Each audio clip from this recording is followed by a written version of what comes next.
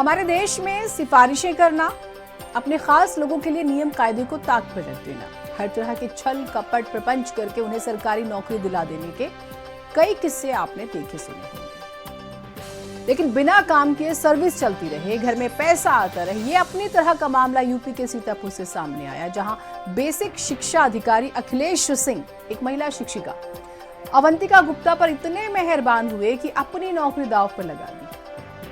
दूसरी तरफ महिला शिक्षिका अवंतिका गुप्ता के पास रील बनाने के लिए तो पूरा वक्त था, लेकिन बच्चों को 6-7 घंटे पढ़ाने का वक्त नहीं, लेकिन पैसा चाहिए सरकारी खजाने से।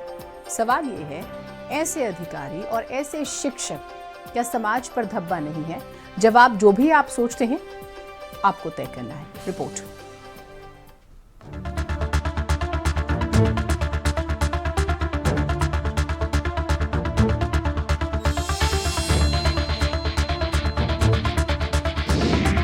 बीएसए थे महिला शिक्षिका पर मेहरबान,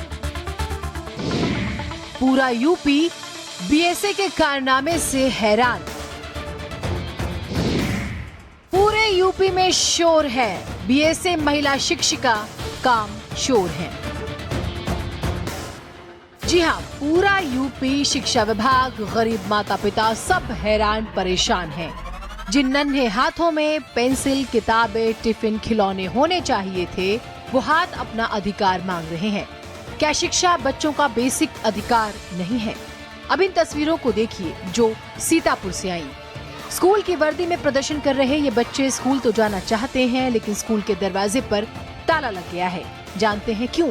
क्योंकि यहाँ के बेसिक शिक्षा अधिकारी अखिलेश सिंह पर आरोप है कि महिला शिक्षिका अवंतिका गुप्ता को खुश करने के लिए अपने फर्ज को भूल गए।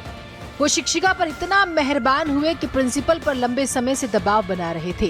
कहते थे शिक्षिका स्कूल नहीं आएंगी, उनकी हाजिरी लगती रहनी चाहिए, लेकिन हाँ, वो सरकारी खजाने से पैसा बटोरती रहेंगी। दबाव ये था कि महिला शिक्षिका स्कूल आए या ना आए, उसकी हाजिरी जरूर लगे। ये बात प्रमाणित तब होती दिखी जब स्कूल के प्रिंसिपल और बीएसए का एक ऑडियो वायरल हो गया। आपको जो कह रहे हैं वो आप करिए, गाँव की चिंता आप मत करिए। गाँव की शिकायत आएगी तो हम देखेंगे क्या समस्या है। गाँव में क्या कहते हैं? उससे मैडम तो नहीं आ रही ये मेडिकल पे तो अभी तो बता रहे हैं सर मेडिकल पे, लेकिन बाद में क्या होता है? बाद में क्या बताता है? ये तो उनकी गाड़ी जो है बिल्कुल प्रधान के घर के सामने निकलती है। गाँव का पहला आप लोग टाइम देते हैं? नहीं, हम लोग तो आते ही हैं।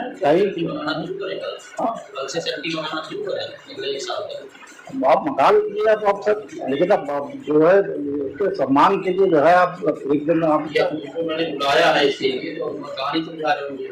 नहीं, बता रहा हूँ, समस्या बता रहा हूँ। नहीं जो विद्यालय में कितने बजे कौन पहुँचता है, मैं तो जानकारी कर नहीं सकता हूँ। नहीं, आप सब कुछ कर सकते हैं सर। बता रहा हूँ तो आप हफ्ते में एक दिन तो मैनेज कर लूंगा। हफ्ते में एक दिन आप है, बनना हो तो एक दिन रेस्ट कर लें और अपना जो है चल जाएगा, तो चल जाएगा। लेकिन ये डेली वाला तो अभी बहुत लंबा टाइम। कहानी पूरे प्रदेश और देश को तब पता चली जब बेबस, परेशान, मानसिक तनाव झेल रहे प्रिंसिपल ने बीएसए को उनके ही कार्यालय में बेल्ट से पीट दिया। इसका वीडियो इंटरनेट पर आग की तरह फैल गया। हुआ ये कि 23 सितंबर को हेडमास्टर ब्रजेंद्र कुमार वर्मा को बीएसए ने बुलाया था। इसी दौरान बीएसए अखिलेश सिंह और उनके बीच कहासुनी बढ़ गई। विवाद इस कदर बढ़ा कि शिक्षक ब्रजेंद्र ने कमर से बेल्ट निकालकर बीएसए पर हमला कर दिया, जिसके बाद पुलिस मौके पर पहुंचती है, हेडमास्टर को गिरफ्तार कर लेती है। इसी बीच हेडमास्टर की पत्नी ने मीडिया में आकर बीएसए और महिला शिक्षिका की पोल खोल दी। यहाँ तक कि सीतापुर के सांसद ने आरोप लगाए कि बीएसए के ऑफिस की तरफ से आधा अधूरा वीडियो जारी किया गया।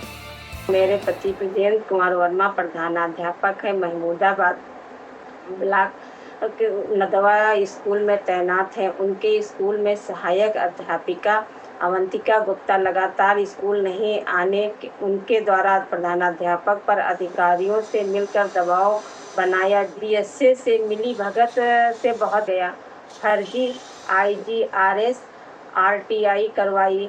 बीएसए ने अवंतिका को 1 साल स्कूल न आने का लगातार दबाव बना रहे थे। दबाव बनाने के बहाने अपने कार्यालय बुलाकर पहले गाली दी, फिर मारने दौड़े।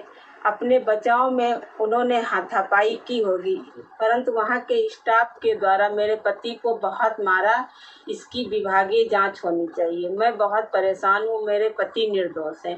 वहाँ पे जो शिक्षिका तैनात थी, बीएसए अपने व्यक्तिगत कारणों से उनको वहाँ से कार्य से विरत रखे थे।